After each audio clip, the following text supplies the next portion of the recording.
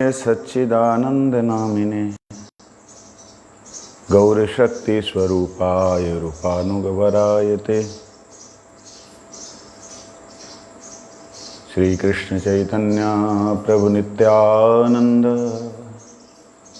श्री अद्वैत गदाधर शिवासादि गौर भक्तवृंद। जैव धर्म की जय हो। ये जैव धर्म हम लोग श्रवण कर रहे हैं। आज 5वां अध्याय 57 नंबर पेज। वैदिक भक्ति नित्य धर्म है, नैमित्तिक नहीं है। क्योंकि कई लोग विधि से करने वाली पूजा को नैमित्तिक समझते हैं कि ये तो निमित्त में की जा रही है, प्रेम से नहीं है, इसलिए ये वैदिक भक्ति जो है वो नित्य धर्म नहीं है, स्वभाव नहीं है। ऐसा लोग सोचते हैं। लाहाड़ी महाशय शांतिपुर के रहने वाले हैं। उनके 2 लड़के हैं, उच्च शिक्षित हैं। एक का नाम चंद्रनाथ, उनकी उम्र 35 वर्ष की है। एक जमींदार हैं वे और घर के सारे काम काज संभालते हैं। जो चंद्रनाथ जी हैं लाहाड़ी महाशय के पुत्र, 35 साल के, जमींदारी का काम काज करते हैं। चिकित्सा शास्त्र के पंडित हैं, डॉक्टर हैं। धार्मिक मामलों में कोई कष्ट उठाना पसंद नहीं करते। मतलब कोई धार्मिक बात हो उसमें ठीक है, कौन करे, किंतु ब्राह्मण समाज में उनका अच्छा सम्मान है। दास दासी और दरबान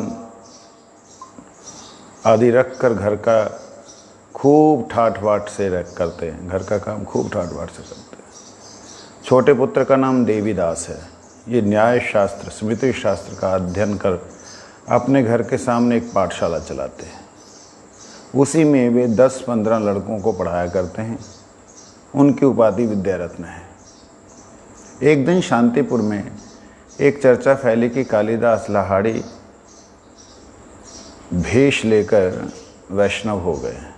एक दिन अचानक से शांतिपुर में चर्चा फैली, जो कालिदास जी हैं उन्होंने वेश लेके वैष्णव वेश ले लिया है। कौन कालिदास? वही जो लाहाड़ी महाशय जिनका नाम है। ठीक आ रही?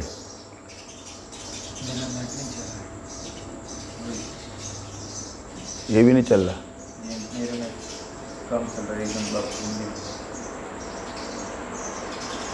इसमें चल रहा है।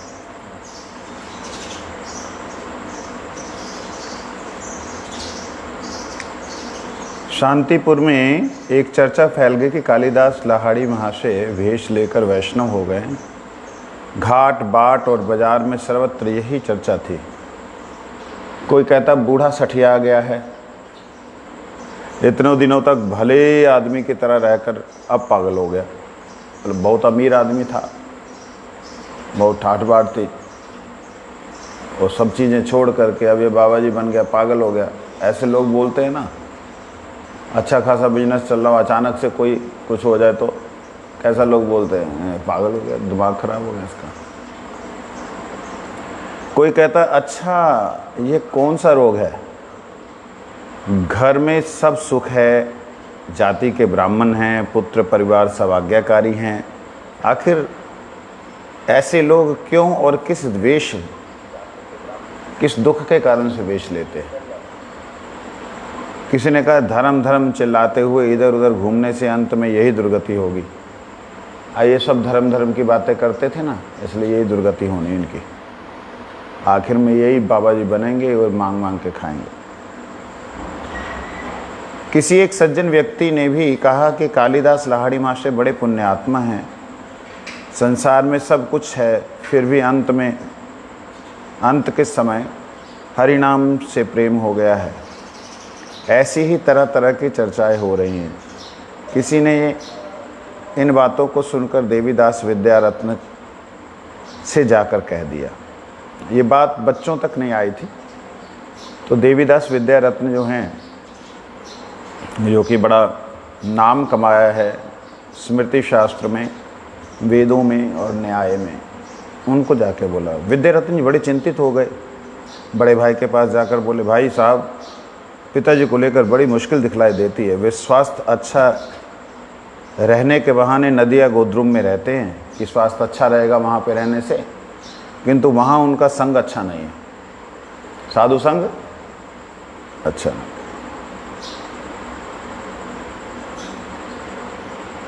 वहाँ किस लिए गए? बुजुर्ग हैं, चलो वातावरण अच्छा है, अच्छा वातावरण है, इस चक्कर में वहाँ गए थे। लेकिन ये तो क्या सुन रहा हूँ, वहाँ संग उनको अच्छा नहीं मिला है। अब वो बाबा जी बन गए हैं, महात्मा बन गए हैं, बुजुर्ग हैं, बच्चे बड़े बड़े हैं। गांव में तो कान नहीं दिया जाता है, गांव में तो कान नहीं दिया जाता, मतलब क्या होगा?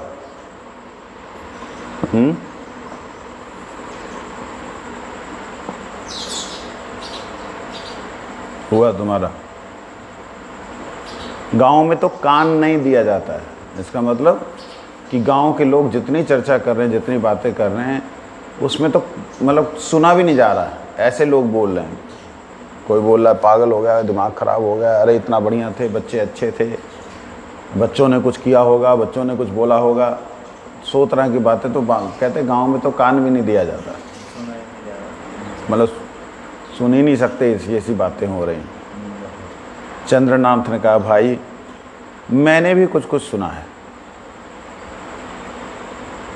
हमारा घराना इतना ऊंचा है, परंतु पिताजी की करतूत सुनकर अब मुंह दिखाया नहीं जाता। ये जो लाहड़ी महाशय हैं, उनके पुत्र बोल रहे हैं। लाहड़ी महाशय का चरित्र अब हम सुनते हुए आए थे कि कैसे कैसे चर्चा कर रहे हैं, बाबा जी महाराज से प्रश्न पूछ रहे हैं, कितना प्यारे बातें कर रहे हैं। अब वही लाहड़ी महाशय की निंदा हो रही है। सोच लीजिए, आप अच्छे कार्य की तरफ जाएंगे, श्रेय शत विघ्नानि, श्रेय मार्ग में 100 विघ्न मिलेंगे, श्रेय सतत विघ्नानि। श्रेयम आचरेत सदा, हमेशा मंगल कार्य को आचरण कीजिए। मंगल कार्य करने के लिए जब आप आगे बढ़ेंगे, सैकड़ों रुकावटें आएंगे। चंद्रनाथ ने कहा, भाई मैंने भी कुछ ऐसे ही सुना है। चंद्रनाथ महाविषयी, संसार के कामकाजों में बड़ा ही पटु और बड़ा उसका नाम है।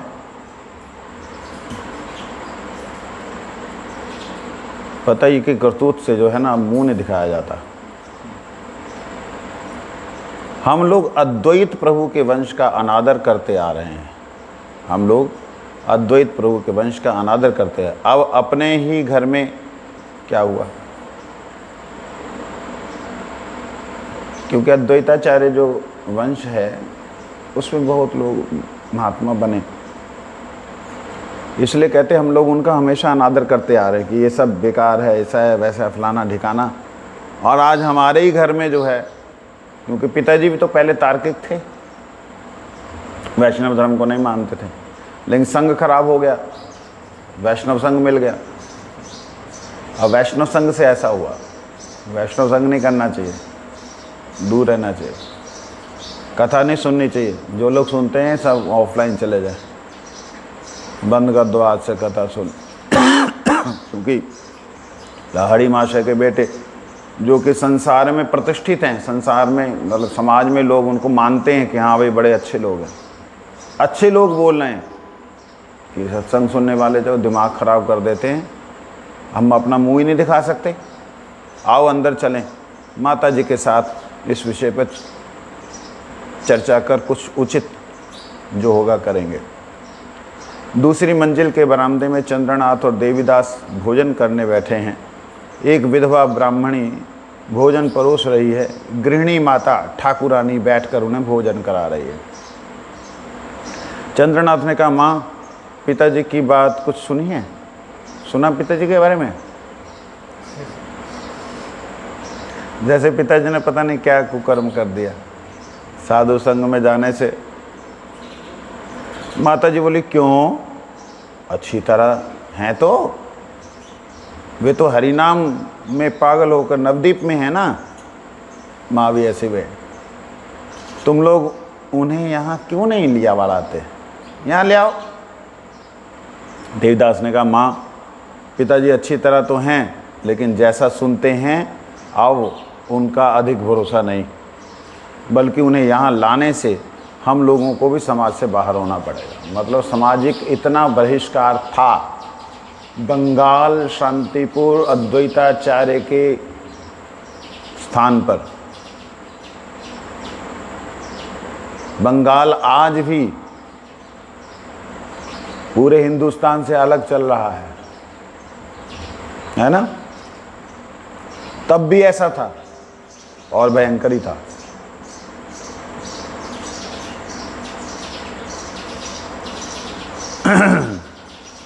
कहते हम लोग समाज से बाहर होना पड़ेगा, मतलब सामाजिक लोग हमसे बात नहीं करेंगे अगर हम यदि उनको पिताजी को यहाँ ले आते।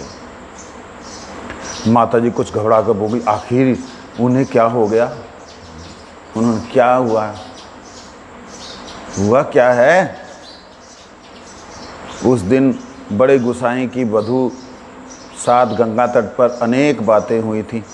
उन्होंने कहा था आपके पति का बड़ा मंगल हुआ है, उन्होंने वैष्णवों में खूब सम्मान पाया है, मैंने तो ऐसा सुना था। ऐसा क्या कांड कर दिया पिताजी ने। देवीदास ने तनिक जोर से कहा सम्मान पाया कि हमारा सिर इस बुढ़ापे में घर पर रहकर हम लोगों की सेवा ग्रहण करते, ना अब नाना जाति के कोपिनधारियों का जूठा खाकर तरह तरह के वहाँ पे जो भी बाबा जी हैं उनकी पता ही नहीं इसकी जात क्या, उसकी बिरादरी क्या, उसका वो वंश क्या, तरह तरह के लोग जो हैं वहाँ पे रहते हैं, उनका जूठा खा के हम लोगों के उच्च वंश में कलंक लगाने पे तुले हुए हैं।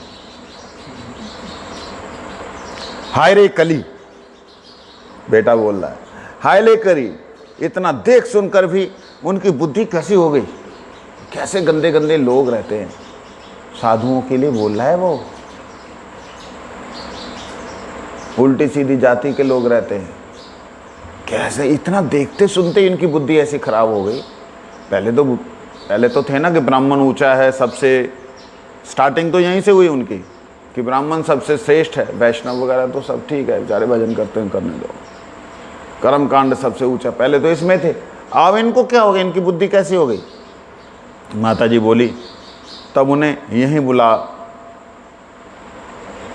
बुला लो ना, यहीं किसी गुप्त स्थान में रखो, उनको कहीं चुपचाप ले आओ, कहीं गुप्त स्थान में रखो और समझा बुझाकर उनकी मति बदल दो। समझा सुन। चंद्रनाथ ने कहा इसके सिवा और किया ही क्या जा सकता है। देवी 2-4 आदमियों को लेकर लुक छुप कर गोद्रुम में जाएं और पिताजी को लिवा लाएं, चुपचाप जाएं। देवीदास ने कहा आप तो जानते हैं पिताजी मुझे नास्तिक कह के मेरा अनादर करते हैं, पहले बोला मैंने तो पहले ही नास्तिक कहते हैं। मैं जाऊंगा तो मेरे वहाँ जाने से हो सकता है वो मुझसे कुछ बोले ही नहीं, यही सोच रहा हूँ। शंभुनाथ देवीदास के ममेरे भाई हैं, मामा के बेटे। लाड़ी महाशय उन्हें खूब प्यार करते हैं। इन्होंने लाड़ी महाशय के साथ रहकर उनकी बड़ी सेवा की है। तय हुआ देवीदास और शंभुनाथ गोद्रुम जाएंगे। उसी दिन एक नौकर को गोद्रुम में एक ब्राह्मण के घर उनका वासस्थान ठीक करने के लिए भेज दिया। पहले ही एक ब्राह्मण को भेज दिया क्योंकि उच्च कुल के ब्राह्मण हैं, जाके पहले व्यवस्थाएं ठीक कर दो। भले ही मांसाहारी हैं, उच्च कुल के। कैसा भयंकर अभिमान है, और वहां पे पहले भेज दो।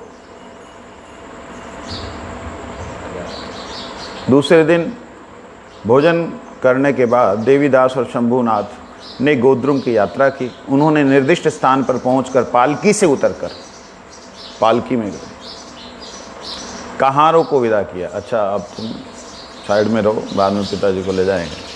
वहाँ एक रसोइया ब्राह्मण और 2 सेवक पहले से ही उपस्थित थे, मतलब पहले ही वहाँ ब्राह्मण और रसोइया भेज दिया था ना। संध्या के समय दोनों ने श्री प्रद्युम्न कुंज की और यात्रा की। वहाँ पहुंचकर देखा श्री सुरभि चबूतरे के ऊपर एक पत्ते के आसन पर पिताजी आंखें मूंद कर बैठे हुए माला लेकर हरिनाम कर रहे। समस्त अंगों में 12 तिलक सुशोभित हैं। देवीदास और शंभुनाथ ने धीरे धीरे चबूतरे पर चढ़कर उनके चरणों में प्रणाम किया। लाहाड़ी महाशय ने आहट पाकर आंखें खोली और उन्हें देख विस्मित होकर कहा, क्यों रे शंभू, यहाँ क्या सोच कर आया है? अच्छी तरह तो हो ना, ठीक ठाक तो हो भाई, यहाँ कैसे आ गए तुम? ये तो भजनानंदियों का स्थान है। दोनों ने अत्यंत नम्र होकर कहा, आपके आशीर्वाद से हम सभी अच्छी तरह हैं। लाड़ी मास्टर ने पूछा, तुम लोग भोजन आदि करोगे? भोजन करोगे? आओ, भोजन तो कहाँ खाएंगे साधुओं के यहाँ पे। ऐसे हमारे एक बहुत बड़े महाराज जी, परम गुरु जी के शिष्य, वो पहले सहारनपुर या मुजफ्फरनगर यहाँ कहीं मिले थे। तो वहाँ के लोग जो है ना साधु को भोजन देते, साधु में प्रसाद नहीं पाते, भंडारे में कोई नहीं आता। इन्होंने भंडारा बनाया, महात्माओं ने, परम गुरु जी के शिष्यों ने बढ़िया से भंडारा बनाया।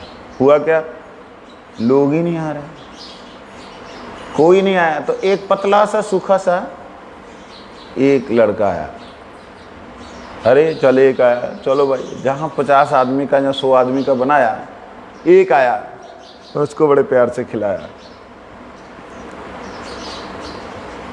वो परम पूज्यपाद नित्यलीला प्रविष्ट श्रीमद् भक्ति सर्वस्व निष्किंचन महाराज जी बने बाद में। तो कहने का मतलब एक ने खाया वो भी बाबा जी। वहाँ के लोग कहते साधु से नहीं खाना, साधु को तो दान का मिलता है, और दान में ना जाने कैसे कैसे कर्मों का फल मिलता है, क्योंकि लोग अपने कर्मों को जानते हैं ना। अपने कर्मों को जानते, कैसे कर्म करके कमा रहे हैं, इसलिए कहते हैं हमने जो दान दिया हमने पाप दिए साधु को। मतलब साधु को पाप देते हो। अरे श्रद्धा से भजन सेवा की बात तो छोड़ दो, ऐसी बुद्धि है तो लोग नहीं खाते थे। तो परम गुरु ने कथा में बोला, साधु से लेके खाना ये सब नहीं जी, साधु की सेवा करनी चाहिए जी, साधुओं को खाना नहीं चाहिए, इनसे लेना नहीं चाहिए। अरे वो लोग ये नहीं समझ पा रहे हैं कि साधु को देने से वह भगवान को अर्पित हो गया, और भगवान को अर्पित प्रसाद जो है वो प्रसाद है। उसमें तुम वस्तु बुद्धि करोगे, उसमें तुम ये कहो कि मेरे पापों को मैंने दिया था, वो पाप रिवर्स आ जाएंगे। क्योंकि कर्म कांड में तो ऐसे ही होता है ना कि हरी दाल दान कर दे तो तेरा फलाना ग्रह, लाल दाल दान कर दे फलाना ग्रह, नींबू दान कर दे तो फलाना ग्रह। तो ग्रहों का भोजन होता है। इस दृष्टि से उन लोगों की दृष्टि में यही है, लेकिन साधुओं को कोई ग्रहों का भोजन दान नहीं करता है। हमारे यहाँ पे तो एक भी कभी भी हम लोग इस चीज़ को प्रोत्साहन नहीं देते कि आप जो है पता नहीं कौन कौन से दिन क्या क्या रंग देते हैं ना। मंगल को शायद लाल रंग होता है या हरा रंग होता है, ऐसा कुछ, उस चीज़ को देना। पीला रंग गुरुवार के दिन देना, ऐसा कुछ है। लाल रंग शनिवार का, हरा रंग मंगलवार का, ऐसे उल्टे सीधे।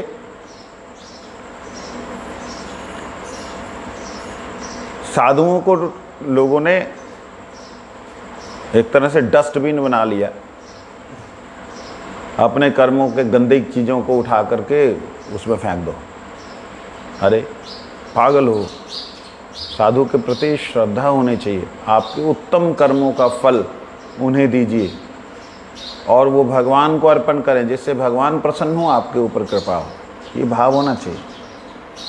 तो ये यहाँ पे इन लोगों के अंदर बुद्धि में तो वही भाव है कि पिताजी पता नहीं क्या क्या खाते हैं, बाप तो वो है कहते हैं। लाड़ी मास्टर ने पूछा, तुम लोग भोजन आदि करोगे? दोनों उत्तर दिया, हमने यहीं पर वासस्थान ठीक कर लिया है, उस विषय में आपको चिंता ना करें। इसी समय प्रेमदास बड़े बाबा जी, इसी समय प्रेमदास बाबा जी माधवी मालती मंडप में एक हरित ध्वनि हुई। जो माधवी मालती मंडप है प्रेमदास बाबा जी का, उसमें हरित ध्वनि, हरि बोल हरि बोल। तुम लोगों से बोलना नहीं जाता, हरि बोल हरि बोल। आवाज नहीं आ रही, हरि बोल हरि बोल। जैसे गुरुदेव आए तो हरि बोल की ध्वनि हुई। वैष्णवदास बाबा जी ने अपनी कुटी से बाहर निकलकर लाहाड़ी महाशय से पूछा, परमहंस बाबा जी महाशय के मंडप से हरिध्वनि क्यों हो रही है? अब कौन निकले? वैष्णवदास। वैष्णवदास कौन है? पहले वो सन्यासी जो तार्किक सन्यासी थे, वो भी माथा खराब बाबा जी बन गए। और लाहाड़ी महाशय कौन थे? ये महान तार्किक थे, राग रागनियों के गुरु थे। इन्होंने उनका संग किया। अब आप लोग सुन लो, समझ लो क्या करना है। भजन साधन बंद कर दो, संसार के विषयों में लिप्त रहो, आखिरी समय हरे कृष्ण बोल देना, मुक्त हो जाओगे।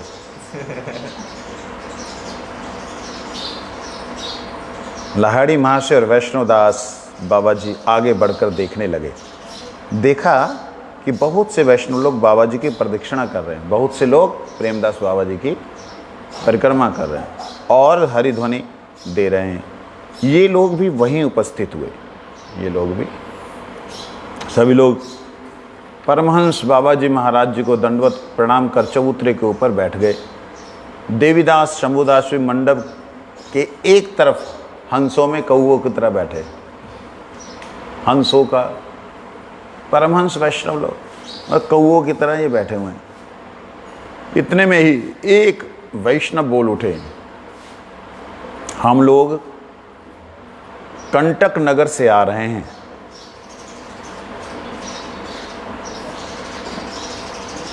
श्री नवदीप मायापुर का दर्शन और परमहंस बाबा जी महाराज की चरण रज को ग्रहण करना ही हमारा मुख्य उद्देश्य है। हम लोग जो है कंटक नगर से आए हैं। यहाँ हम इसलिए आए हैं, वो जो परिक्रमा कर रहे थे उनकी बात हो। हाँ, परमहंस बाबा जी लज्जित हो गए। मतलब अब क्या बोल रहे हैं, मैं अत्यंत पामर हूँ, बड़ा मुझे पवित्र करने के लिए ही आप लोगों ने कृपा की है, आपका आगमन हुआ है। थोड़ी देर में ही यह प्रकट हो गया कि वे सभी हरि गुणगान में प्रवीण हैं। थोड़ी देर में पता लग गया। झट मृदंग और करताल मंगाया गया। उनमें से एक बूढ़े व्यक्ति ने प्रार्थना का एक मधुर पद गाया। फिर उस पद के समाप्त होते ही लाहाड़ी महाशय ने एक पद लगा दिया। उन्होंने भी गाया, क्योंकि आखिर अंदर तो है ना, अत्यंत सरस और मधुर पद। अंतिम उसकी लाइन थी, कालिदास कहे मम अंतर में जाग उठे श्री श्यामा श्याम। मतलब कालिदास कौन? वही लाहिड़ी महाशय। कालिदास कहे मम अंतर में जाग उठे श्री श्यामा श्याम। वाह, बड़ा प्यारा। इस पद को लोग मिलकर गाते गाते उन्मत्त हो उठे। अंत में जाग उठे श्री श्यामा श्याम। आहा, यही लाइन चलती रही। जाग उठे श्री श्यामा श्याम, जाग उठे श्री श्यामा श्याम, जाग उठे श्री श्यामा श्याम, जाग उठे श्री श्यामा श्याम, जाग उठे श्री श्यामा श्याम, जाग उठे श्री श्यामा, हाँ जाग उठे श्री श्यामा श्याम, जाग उठे श्री श्यामा श्याम, जाग उठे श्री श्यामा श्याम, जाग उठे श्री श्यामा, हाँ जाग उठे श्री श्यामा श्याम, जाग उठे श्री श्यामा, जाग उठे श्री श्यामा श्याम। बस ध्वनि लगी। इस अंश को बार बार दोहराते हुए लोग नाचने लगे, उदंड नृत्य हो शुरू हो गया। जाग उठे श्री श्यामा श्याम, अरे पागलों की तरह नाचने लगे। नाचते नाचते इतने ही भावुक वैष्णव कई अचेतन हो गए, बेहोश होकर गिर पड़े। उस समय एक अपूर्व दृश्य उपस्थित हुआ। उसे देखकर देवीदास मन ही मन विचार करने लगे कि पिताजी इस समय परमार्थ में मग्न हो गए हैं, उन्हें घर लौट ले जाना कठिन होगा। उसके समझ में आ गया कि ये मस्ती है इन लोगों की। पहले क्या सोच रहे थे कि पागल हो गए हैं, अब थोड़ा सा वैष्णव संग हुआ तो क्या आ गया, इन लोगों का तो अलग ही है।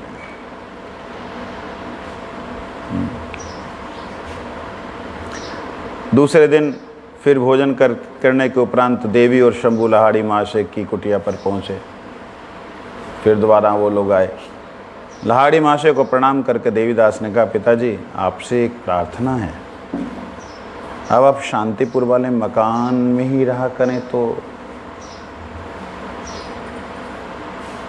घर पर हम लोग आपकी सेवा करके सुखी होंगे। आज्ञा हो तो एक निर्जन कुटी भी आपके लिए वहीं बना देते हैं, अकेले में कुटिया बना देंगे, आप वहीं रहें। जैसे अक्सर माताएं कहती हैं, जब कोई महात्मा बनने को आता है तो शादी मत करियो, साथ में रह ले, तू मत शादी करना, तेरे को कोई नहीं कुछ बोलेगा, घर पे रह, तेरे को बिना देखे मर जाऊंगी, घर पे रह। ऐसे होता है ना, तो वही वाली बात बेचारे बोल रहे हैं। आपके लिए एक अलग कुटिया बना देंगे। लहाड़ी महाशय ने उत्तर दिया, बात तो अच्छी है, परंतु मैं इस जगह जैसे सर्वदा ही सत्संग में हूँ, शांतिपुर में वैसा ना हो सकेगा। यहाँ हमेशा ही सत्संग है। अभी देखो कोई दूसरे लोग आए, हमको सत्संग मिल गया, ऐसे कभी कोई आकर के चंद चर्चा करता है, सत्संग मिल जाता है। इसलिए ना बड़ी एक सुंदर बात कही है, वैष्णव संगीते मन आनंदित अनुक्षण, सदा है कृष्ण पर संग। हमेशा कृष्ण के विषय में विशेष चर्चा होती रहती है वैष्णव संघ में, इसलिए वैष्णव संगीते मन आनंदित अनुक्षण।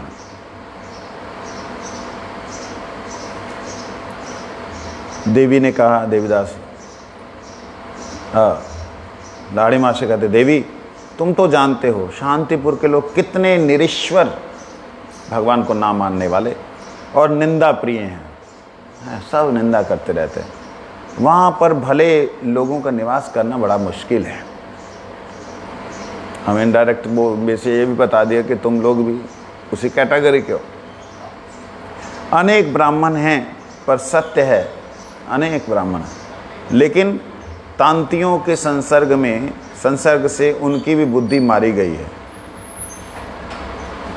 पतले कपड़े, लंबी चौड़ी बातें, वैष्णव निंदा, शांतिपुर वालों के लिए 3 लक्षण हैं। ये 3 लक्षण है शांतिपुर वालों के। क्या क्या? लंबी चौड़ी बातें, पतले कपड़े और वैष्णव निंदा। पतले कपड़े, पतले कपड़े और क्या? हल्के कपड़े, अंदर सब दिखे। वैष्णव निंदा, यही इन लोगों के लक्षण है। प्रभु अद्वैत के वंशधर वहाँ कितने कष्ट से हैं, कुसंग के कारण वे भी प्राय महाप्रभु के विरोधी हो गए।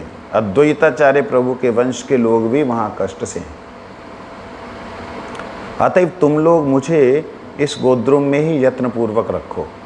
बुढ़े हो गए ना, तो तुम मेरे को अगर कुछ करना चाहते, यही मेरा सब व्यवस्था, यही मेरी इच्छा है। देवीदास ने कहा, पिताजी आपका कहना बिल्कुल ठीक है, किंतु आप शांतिपुर निवासियों के साथ किसी तरह का व्यवहार करने जाएंगे ही क्यों? आप वहाँ अलग से रहेंगे उन लोगों से, आपने क्या मिलना जुलना है? आप वहाँ मत रहो, मतलब यहाँ मत रहो, वहाँ पे अलग से रहोगे, उनसे मिलना जुलना तो होगा नहीं। निर्जन स्थान में अपने धर्म का आचरण करते हुए संध्या वंदन आदि कर दिन बिताइएगा। ब्राह्मण का नित्य कर्म ही नित्य धर्म है, उसी में मग्न रहना आप जैसे महात्मा का कर्तव्य है। आप ब्राह्मण हैं, ब्राह्मणों का कर्तव्य आप करिए, यही आपका कर्तव्य है। लाड़ी मासी ने कुछ गंभीर होकर कहा, बेटा अब वे दिन नहीं रहे। कई महीने साधु शंकर और श्री गुरुदेव के उपदेशों का श्रवण कर मेरा विचार बहुत कुछ बदल गया है। तुम लोग जिसे नित्य धर्म कहते हो ना, मैं उसे नैमित्तिक धर्म कहता हूं। नैमित्तिक, किसी कारण से किया गया जो धर्म है, निमित्त से किया गया धर्म। भगवान का भजन किसी कारण से किया जाए, किसी स्वार्थ से किया जाए, वो नैमित्तिक हो जाता है। कोई भी काम, हरि भक्ति ही जीव का एकमात्र नित्य धर्म है। संध्या वंदन आदि वास्तव में नैमित्तिक धर्म है। तिलक इत्यादि जो है हरिनाम करने के लिए किया जा रहा है। हरिनाम ठीक ढंग से हो, इसके लिए तिलक संध्या वंदन इत्यादि किया जाता है। ये रक्षा कवच है। परंतु ये कर लिया और हरिनाम छोड़ दिया तब नहीं होगा ये बात। लाड़ी मास्टर का बेटा, कर्म कांड की संध्या वंदन आदि और वैदिक भक्ति में विशेष अंतर है।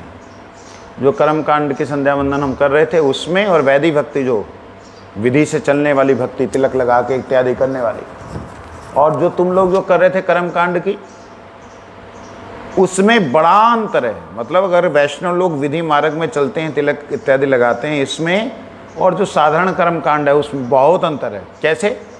जैसे वहाँ पर देवी देवताओं की उपासना, दुर्गा की उपासना, शिव की उपासना, सूर्य देव की उपासना, लक्ष्मी नारायण की उपासना, इस प्रकार से पंचोपासना। और उस पंचोपासना के बाद में अगर उनके गणों की उपासना, शिव के गणों की उपासना करनी है, तो भैरव इत्यादि है, जो भूत प्रेत हैं, उनको थोड़ा सा ऐसा शराब को हाथ लगा के शराब का चिट्टा भी दिया जाता है। मैंने देखा, मैं गया कामाख्या देवी के वहाँ दर्शन करने, तो सबसे जो बड़े वहाँ पे पुजारी थे, उनका कुछ संबंध था गौड़ीय मठ से। तो उनके पोते जो हैं वो अभी हैं मेन हैं। उनसे देखा, वो बहुत बड़ा अनुष्ठान कर रखा, मतलब इतना बड़ा। तो उसने एक वो बना रखा है मंडप, और एक तरफ यज्ञ चल रहा है, एक तरफ वेद पाठ चल रहा है, एक तरफ श्री यंत्र है, उसकी पूजा चल रही, और बिल्कुल सबसे महंगी शराब, मतलब जिसको हाई लेवल की वोडका बोलते ना, वो वाली शराब। इतनी गंध आ रही वहाँ पे, ऐसे लग रहा है स्पिरिट ही स्पिरिट फैली हुई। तो वो बीच बीच में उसको लेके ऐसे ऐसे कर रहा है। वो मैंने कहा भाई ये क्या है? कहते देवी को भोग लगता है। अब उनको समझ में नहीं आता ये देवी को भोग नहीं लगता है, देवी को इरिटेट करता है। अब जैसे उदाहरण के लिए कोई व्यक्ति बाहर आकर के कुछ ऐसा कर्म करने लगे जिससे कि मेरे को तकलीफ हो, मैं क्या करूँगा? और तुझे क्या चाहिए भाई, क्यों ये कर रहा है? मेरे को ये चाहिए। अच्छा ये ले जा। अब क्या सिद्ध क्या हुआ कि गंदा काम करने से बाबा माल देगा, मांगने से नहीं देगा। यही सिद्ध हो गया। अब इस चीज को लेकर के परंपराएं बन गई। भैरव को श्राप दो, अरे ये सब चीजें नहीं होती हैं, लेकिन कुकर्मों को ही लोगों ने अब नित्य कर्म समझ लिया है, कुकर्मों को ही पूजा समझ लिया है। ये बात लाड़ी महाशय ने इनडायरेक्ट वे से उनको कह दी कि वैष्णवों का विधि पालन करना, तिलक लगाना, संध्या वंदन करना, हरिनाम करना, आसन पे बैठ करके ही भगवान की पूजा अर्चना करना, ये सब और जो तुम लोग कर रहे हो उन सब में जमीन आसमान का अंतर है। संध्या वंदन इत्यादि जो श्रवण कीर्तन के साथ है वही हरि भजन है।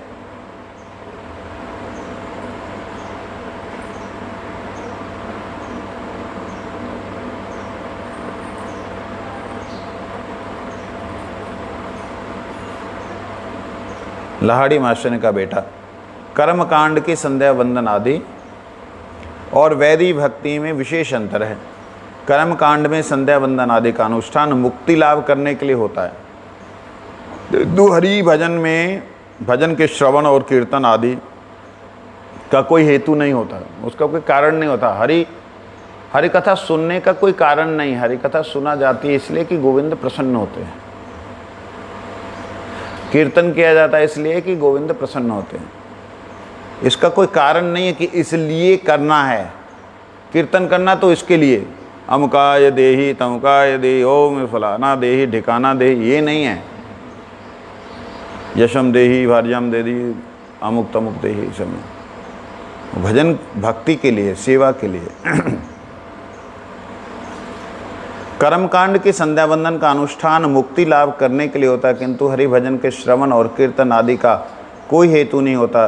फिर श्रवण और कीर्तन आदि वैदिक भक्ति के अंगों का जो फल देखते हैं वह सब केवल बहिर्मुख लोगों की रुचि उत्पन्न कराने के लिए है। कहते हैं जो श्रवण कीर्तन आदि वैदिक भक्ति के अंगों का फल है, श्रवण कीर्तन आदि जो वैदिक भक्ति के अंग हैं, श्रवण करो, कीर्तन करो, स्मरण करो, पाद सेवन करो, अर्चन करो, वंदन करो, ये सब जो सेवा है, कहते हैं ये सब बहिर्मुख लोगों में रुचि उत्पन्न करने के लिए, जो बहिर्मुख लोग हैं उनकी रुचि हो। जैसे श्रृंगार करना, कितना सुंदर श्रृंगार करते हैं इस्कॉन में, हैं? अभी मठों में भी ऐसा श्रृंगार होता है। वो श्रृंगार करना भक्ति है, लेकिन वो भक्ति बहिर्मुख लोगों को आकर्षित करने के लिए। वास्तविकता में श्रृंगार देखना होता है कि श्रृंगार है क्या। मैं एक जगह गया था, वहाँ पर कुछ मुख से ऐसे ही निकल गया। मैंने कहा इतना सुंदर मुकुट बनाया है आप लोगों ने, बड़ा सुंदर। मतलब ठाकुर जी का मुकुट इतना ही दिव्य था कि देखने वाला था। मैं कहा इतना सुंदर मुकुट बना, कितना सुंदर लग रहा है आप लोग। हाँ, मैंने कहा what you have given to Krishna punishment. मैंने कहा तुम लोगों ने कृष्ण को सजा दे रखी है। उनका माथा खराब हो गया। पहले तो प्रशंसा की, बाद में ये क्या बोल रहे हैं। मैंने कहा आप बताओ आपने कितनी पिनें घुसाई हुई हैं फूलों वाली, इधर उधर इधर उधर उधर। इतना तो जीसस क्राइस्ट को भी नहीं दिया। थोड़ा सा भी हिलेंगे खरोच लगेगी। भगवान हिल भी नहीं सकते। तुम्हारे अंदर वो फील ही नहीं है कि भगवान चलेंगे फिरेंगे। तो उनके जो श्रृंगार किया, सामने सामने श्रृंगार है, पीछे क्या है? खाली मूर्ति,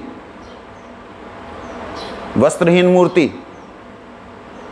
राधा रानी को श्रृंगार करते हैं ऐसे, यहां से यहां तक, छाती खाली। हमारी तो औरतों की, जो गांव की औरतें आज भी घूंघट रखती हैं, या आज भी छाती पे जो है कपड़ा रखती हैं। गल वस्त्र कृतांजलि तो वैष्णव धारण करते हैं। मैंने कहा ये सब जो है लोक रंजन के लिए है, लोगों को सुख देने के लिए है। कृष्ण का सुख हो रहा है कि नहीं, राधा रानी का सुख हो रहा है कि नहीं, इसकी कोई परवाह नहीं है तुम लोगों को। ऐसे बोला तो उनका माथा खराब हो गया। तो जो हम क्या करें, हमारा तो शुरू से ही ऐसा होता है। मैंने कहा शुरू से ऐसा नहीं होता है। आप देखो कि आपके दादा गुरुजी के गुरुजी जब वो थे उस वक्त कैसा श्रृंगार होता था। देखो उस वक्त कैसा श्रृंगार होता था और अब श्रृंगार कैसा है। मैं अगर तुम्हारे दादा गुरुजी ने जो धोती साड़ी पहनना सिखाया, कैसे सिखाया? वो ऐसे उघाड़ा हुआ। तो जब वो तुम लोगों को ऐसा पहनना सिखाया तो ठाकुर जी को, राधा रानी को ऐसा कर देंगे? लोक रंजन के लिए ये शुरू हुआ, लेकिन इसमें लोगों की थोड़ी सी रुचि उत्पन्न होती है। हाँ, मेरा श्रृंगार मैंने करवाया, देखा मैंने करवाया। औरों की भी रुचि उत्पन्न होती सेवा की। कहते हैं एक थोड़ा सा कहने के लिए ठीक है, हरि भजन का हरि सेवा से के अतिरिक्त और कोई फल नहीं है। हरि भजन का जो फल है वो है हरि सेवा। हरि भजन में प्रेम उत्पन्न कराना ही वेदांगों का मुख्य फल है। हरि भजन में, हरि भजन मतलब जो भी हम क्रिया कर रहे हैं, सब्जी मनिया कर रहे हैं, झाड़ू लगा रहे हैं, पोछा लगा रहे हैं, बर्तन साफ कर रहे हैं, रसोई बना रहे हैं, इसमें प्रेम उत्पन्न कराना ही हरि भजन का मुख्य फल है। समझे नहीं? जैसे मैंने कईयों को देखा, वो जब चावल ढुलाते हैं ना, उनको पता ही नहीं लगता चावल ढुला रहे हैं या मार रहे हैं, तलवार की तरह चलाएंगे। अरे क्या कर रहे हो तुम? हनुमान जी की थोड़ी आरती कर रहे हो। हनुमान जी की आरती में होता वीर, उसमें वही वीर भाव दिखाना होता है। यहाँ हनुमान जी चल रहे हैं तो उनको वीर भाव दिखा। काली की हो पूजा तो माना जाए कि काली नाच रही हो, तुम भी उसके साथ नाच रहे हो। ठाकुर जी की सेवा, गुरुद्वारे में जाके देखो कैसे चावल ढुलाते हैं, 2 हाथों से प्यार से। चलो 2 हाथों से एक जैसे घंटी बजानी है तो आप दूसरे हाथ से बड़े प्यार से ले सकते हैं।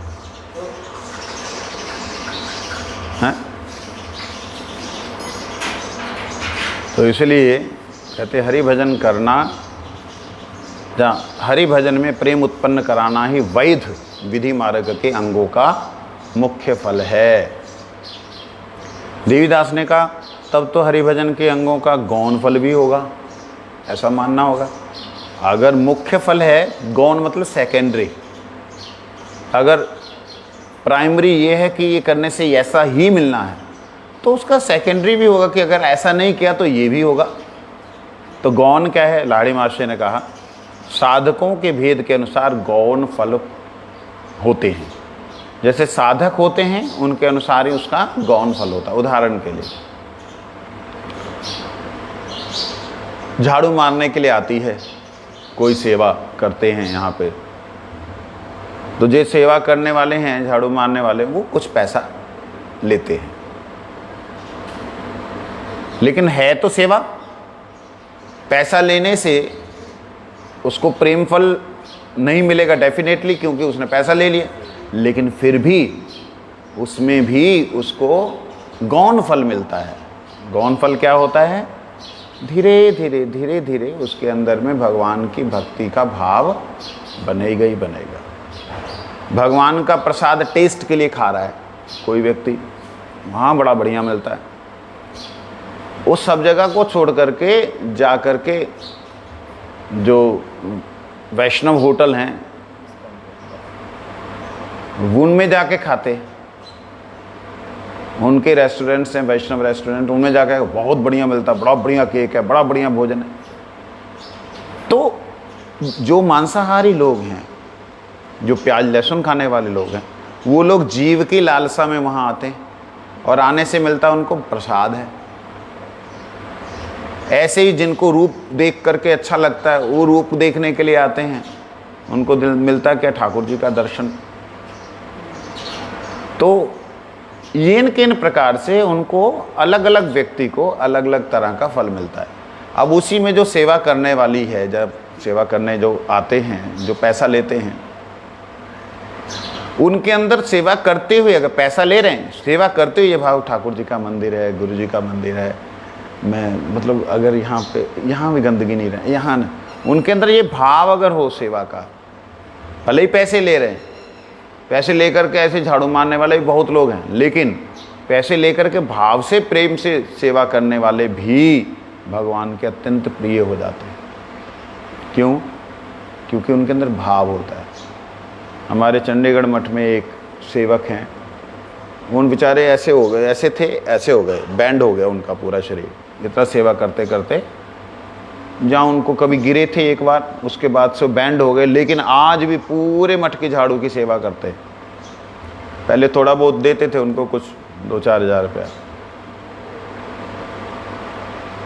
मैं ना मतलब उनको सामने से प्रणाम करूं तो दुख मानते हैं, मैं दूर से प्रणाम करता, खुशी राम नाम उनका, दूर से प्रणाम करता। ऐसे वैष्णव मठ में झाड़ू पोछे की सेवा है, लेकिन आप देखो गुरुजी प्रसन्न होते थे, ए देखो आया, आजा आजा आजा आजा, ऐसे करके प्रेम से गुरुजी बुलाते थे। सारा साल तो गुरुजी रहते नहीं और गुरुजी के सामने वो झाड़ू लगाता नहीं, प्रैक्टिकली गुरुजी के सामने झाड़ू लगाता नहीं, पीछे ऐसे कर लेता था झाड़ू, गुरुजी आए तो भाई छुपा लेता था कि गुरुजी के सामने झाड़ू क्या दिखाऊं। क्या दिव्य भाव उसका। मतलब हम लोग अंदर से हृदय से प्रणाम, मैं तो हृदय से प्रणाम करता हूँ, भले ही लोग उनको जो ढंग से ना बुलाएं, लेकिन मैं पीछे से इस वक्त भी हरि कथा में उनका नाम लेके आदर के सहित प्रणाम करता हूँ। ये जो चीज़ है ये गुरुदेव के हृदय को स्पर्श करती है, उनके अंदर का भाव गुरुदेव के हृदय को स्पर्श करता है। वो जब झाड़ू पोछा लगाते थे, तीसरी मंजिल है ना चंडीगढ़ की, वो वहाँ से करते हुए आएंगे, सीढ़ी का एक भी कोना ऐसा नहीं होगा जिसमें कि कचरा रह जाए, एक भी कोना। और हम लोग बस राजा बाबू, यार मेरा तो वहाँ रहना ही नहीं था, होता तो मैं तो वहाँ से जा चुका था, बाद में आए हो, लेकिन फिर भी अद्भुत सीढ़ियाँ जो आज चमक रही हैं, जहाँ तक चमक रही उनके कारण से। चिप्स लगा है सीढ़ियों में, लेकिन जहाँ तक चमक रही उनके कारण से। तो कहने का अभिप्राय कि ऐसे लोग, ऐसे वैष्णव, अलग अलग वैष्णवों को अलग अलग फल मिलता है। ये तो गौण फल अलग अलग तरीके से होता है, मुख्य फल तो प्रेम है ही है। गौण फल थोड़ा बहुत संसार की सुविधा मिलकर के भी काम कर रहा है, लेकिन मुख्य फल तो प्रेम देना ही देना है, हरि भजन नहीं तो। समझ आए ना यार? तो ऐसा क्यों किया? अवैष्णव भी बाहर से देखा जाए, वैष्णवों की साधन भक्ति केवल सिद्ध भक्ति को उदय कराने के लिए होती है। वैष्णवों की जो साधन भक्ति है, हम जो साधन भजन, ये शुद्ध भक्ति प्रकट करती है। लेकिन अवैष्णव भी उन्हीं अंगों का पालन करते हैं, किंतु उनके पालन करने से दो प्रधान तरह के उद्देश्य मिलते हैं, दो प्रधान तरह के फल उनको मिलते हैं। क्या? भोग और मोक्ष। अगर नामापराध व्यक्ति करता रहता है तो उसको संसार की सुविधाएं, संसार के सुख मिलने शुरू हो जाते हैं, और मोक्ष तो उनका निश्चित हो जाता है, क्योंकि वो भी कीर्तन करता है, जय जय गौरा चांदेर करता है, आरती करता है, सब कुछ करता है। जैसी विधि वैष्णवों की वैसी विधि वो पालन करता है। लेकिन अवैष्णव है, अर्थात विष्णु मंत्र दीक्षित नहीं है, एक बात, और दूसरा वो शुद्ध वैष्णवों की तरह भक्ति नहीं कर रहा है, तो कहते हैं उनको सांसारिक फल तो मिलेगा, भोग या फिर मोक्ष मिलेगा। साधन क्रिया में आकार में कोई भेद नहीं देखा जाता, परंतु भेद साधकों की निष्ठा में है। जो साधक है उनकी निष्ठा कैसी, उसमें है भेद। कर्मांग में कृष्ण पूजा द्वारा चित्त शोधन और मुक्ति अथवा रोग शांति या पार्थिव फल पाया जाता है। कर्मांग में कृष्ण पूजा द्वारा, जो कर्मांग है, कर्म के रूप में अगर कृष्ण पूजा करते हैं,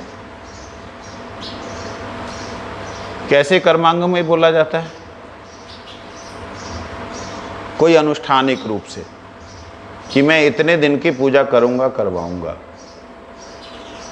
ये अनुष्ठानिक रूप से जो पूजा करते करवाते हैं उसको कर्मांग कहते हैं।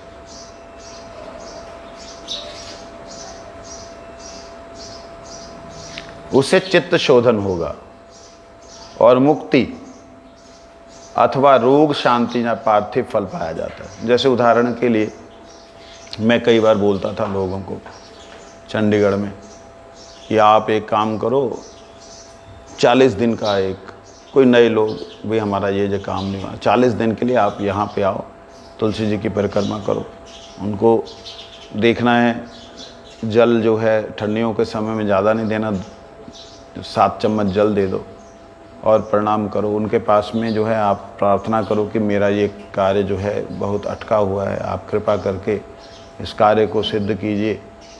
और वहाँ बैठ कर के आप जो है 8 माला जप करो। इस तरीके से उनको लगा दिया और उनका काम सिद्ध हो गया। मतलब ऐसा किसी को कुछ बोल दिया, किसी को कुछ, तो किसी को बोल दे कि तुम गायों के पास उनको हरि नाम सुनाओ कि मेरा ये कार्य सिद्ध करो, तो ऐसे करके वो दिखने में तो सेवा ही है तुलसी जी की, गाय की सेवा ही है, लेकिन मिल क्या रहा है? संसार का भोग, संसार का सुख। तो ये पार्थिव फल जो मिलता है, ऐसे इसको बोलते कर्मांग रूप से कृष्ण की सेवा, कर्मांग में कृष्ण की सेवा। और ज्ञानांग में अर्थात ज्ञान के द्वारा की गई सेवा में मुक्ति। ज्ञानांग में कैसी सेवा होती है कि ये जो कृष्ण है ये ब्रह्म का साकार रूप है, इसकी आराधना करने से निराकार ब्रह्म में प्रवेश मिल जाएगा, ऐसा। भक्ति के अंग रूप में वही कृष्ण पूजा केवल कृष्ण नाम में प्रेम उत्पन्न कराती है। भक्ति के रूप में करते हैं तो वही कृष्ण पूजा केवल, उसका काम है केवल कृष्ण नाम में प्रेम उत्पन्न कराते हैं। केवल कृष्ण नाम क्यों बोला? कृष्ण बोल देना चाहिए। नाम ही नामी है, नाम में भगवान हैं, ये दर्शन होने लगते हैं, उसमें प्रेम होने लगता है, उनकी सेवा होने लगती है, नाम की सेवा होती है। कर्मियों में एकादशी व्रत से पाप नष्ट होते हैं और भक्तों के एकादशी व्रत से हरि भक्ति प्राप्त होती है। देखो कितना जमीन और आसमान का अंतर है। कर्मांग और भक्ति अंगों में सूक्ष्म भेद है, बड़ा ही बाहर से देखने में नहीं आता, बड़ा सूक्ष्म भेद है, भगवत कृपा से ही जाना जा सकता है। कर्मी लोग गौण फलों में आबद्ध रहते हैं, किंतु भक्त मुख्य फल लाभ करते हैं। जितने प्रकार के गौण फल हैं वे सब मिलाकर दो भागों में विभक्त किए गए हैं, भुक्ति और मुक्ति। जितने भी तरह के फल हैं जो सकाम कर्म हैं, जहाँ गौण फल हैं, मुख्य फल तो प्रेम हो गया, गौण फल सेकेंडरी, साइड बाय साइड। जैसे मुख्य गौण फल मिला आपको अग्नि जला करके राख, राख उसका क्या है? गौण फल। क्या है गौण? मतलब क्या? जो मतलब अग्नि जल गई उसको भी राख होती है। हाँ, गौण का मतलब क्या होता है?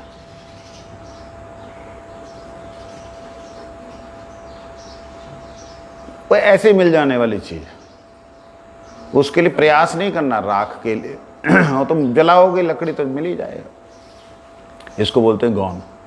मुख्य फल सब्जी बनाना, ताप लेना, प्रकाश लेना, ये मुख्य फल है उसका। तो इसी प्रकार से भक्ति का मुख्य फल और गौण फल, ये दो प्रकार के फल हमारे को मिलते हैं, पता लगते हैं। ये बात आज कही। अब देवीदास जी गलती से आ गए हैं पिताजी के पास में, तो क्या होगा इनका आगे देखो। वंशा कल्पतरुपास बेचारे गलती से आ गए, पिता को समझाने के लिए आए थे।